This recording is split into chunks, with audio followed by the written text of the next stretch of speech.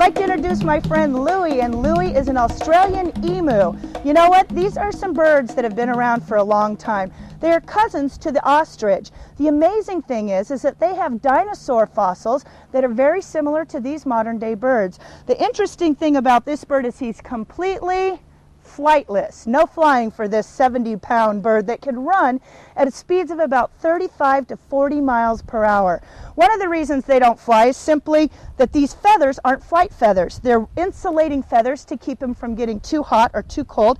But here's another reason. Take a look at his wing. That is his full wing. And that little teeny tiny wing and the one on the other side wouldn't get him 2 inches off the ground. But take a look at those powerful legs. Those legs for running, jumping, and kicking and protecting themselves. Fact is, a lot of the dinosaurs use their back feet for kicking at the prey that they were trying to knock out or open up that they could eat with their very powerful beaks.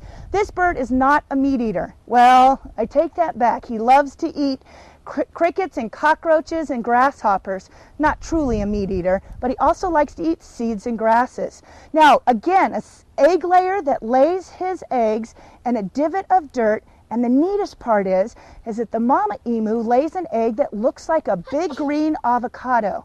But guess who sits on the nest? Daddy emu. So Louie, if he was a dad, he would be the one that would tend to the babies when they hatched and take care of them until they were big enough to run fast enough on their own. Need a couple of helpers. How about you two guys? Come on up here, and I'd like you to pet and describe the feel of his feathers. Devin, come right around this side. Perfect. And describe the feel of his feathers. Turn around here a little bit so we can see you. What do you think about those? Stringy feathers, definitely stringy. The ones back here feel like grass. He has grass on the back of his tail feathers.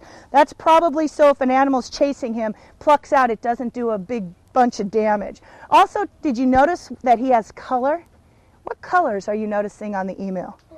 Blue. Excellent. Blue is so that he can attract a female, and the females look at him and say, oh yeah, he's a handsome blue boy there. Nice, big, colorful face.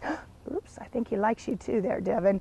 The amazing thing about emus is that in the wild they can live to be about 12 to 14 years old.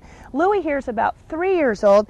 And you know, if you think about dinosaurs and some of the things that modern day animals have that match the fossilized records of those prehistoric animals, this is a perfect example. He has claws on the end of his wing, a little claw-like structure. And many of those animals that had small forelimbs had claws on the end to grab a hold or to use for climbing. So just some remnants of the prehistoric animals that we call dinosaurs. His name is Louie, and Louie is an Australian emu.